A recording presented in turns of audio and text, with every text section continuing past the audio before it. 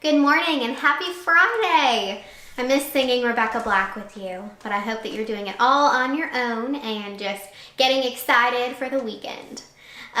We have read some great stories this week, and today is no different. We're going to read another one of our stories that we've read before, and this one is called Amazing Grace.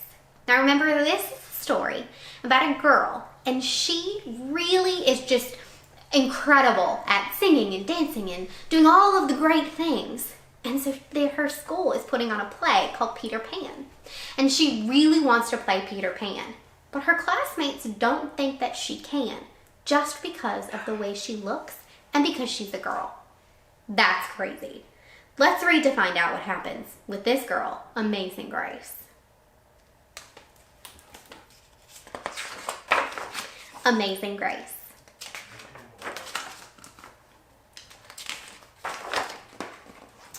Grace was a girl who loved stories. She didn't mind if they were read to her, or told to her, or made up in her own head. She didn't care if they were from books or movies or out of Nona's long memory. Grace just loved stories. And after she had heard them, and sometimes while they were still going on, Grace would act them out. And she always gave herself the most exciting part.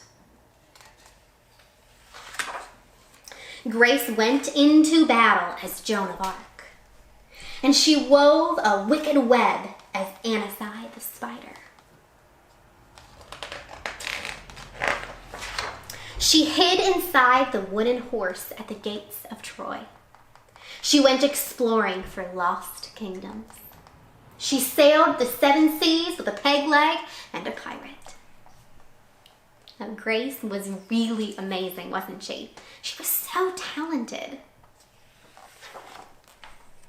She was Aladdin rubbing his magic lamp to make the genie appear, and Mowgli in the backyard jungle. Most of all, Grace loved to act out adventure stories and fairy tales. And when there was no one around, Grace played all the parts herself. She set out to seek her fortune with no companion but her trusty cat, and found a city with streets paved in gold. Sometimes she could get her ma and Nana to join in when they weren't too busy. Then she was Dr. Grace, and their lives were in her hands. Grace has quite the imagination, doesn't she? I love that about her. One day, Grace's teacher said they would do the play Peter Pan. Grace knew who she wanted to be. When she raised her hand, Raj said, "You can't be Peter. That's a boy's name." But Grace kept her hand up. "You can't be Peter Pan," whispered Natalie. "He isn't black." But Grace kept her hand up.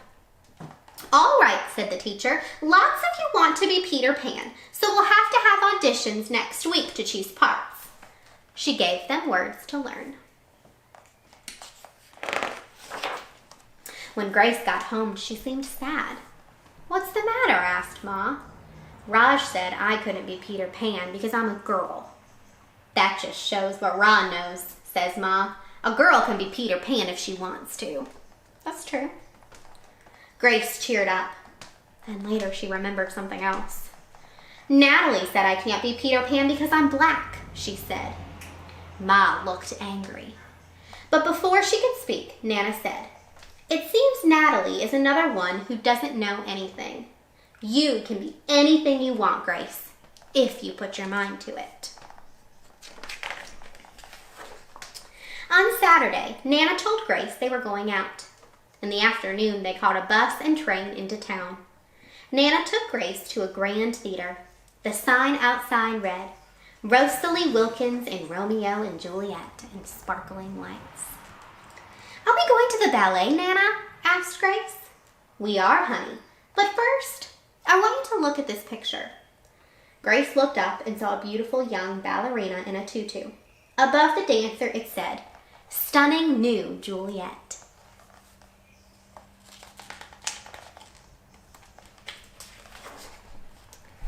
That one is little Rosalie from back home in Trinidad, said Nana. Her granny and me, we grew up together on the island. She's always asking me, do I want tickets to see her Rosalie dance? So this time, I said yes. After the ballet, Grace played the part of Juliet, dancing around her room in her imaginary tutu. I can be anything I want, she thought. She really got inspired by seeing Rosalie, didn't she? Yeah, she thinks I can do these things. On Monday, the class met for auditions to choose who was best for each part. When it was Grace's turn to be Peter, she knew exactly what to do and all the words to say. She had been Peter Pan all weekend. She took a deep breath and imagined herself flying. When it was time to vote, the class chose Raj to be Captain Hook and Natalie to be Wendy. There was no doubt who would be Peter Pan. Everyone voted for Grace. You were fantastic, whispered Natalie. The play was a big success, and Grace was an amazing Peter Pan. After it was all over, she said, I feel as if I could fly all the way home. You probably could, said Ma. Yes, said Nana. If Grace put her mind to it, she can do anything she wants. And that's the end of the story. So I really love this story, Amazing Grace, because Grace learned something so important in this story.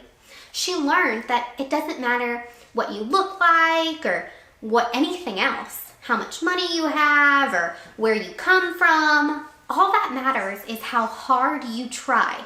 And if you try hard, you can make it happen. I love this story. So I want you to think about it today. And I want you to think about, what did Grace learn, to answer our question for today.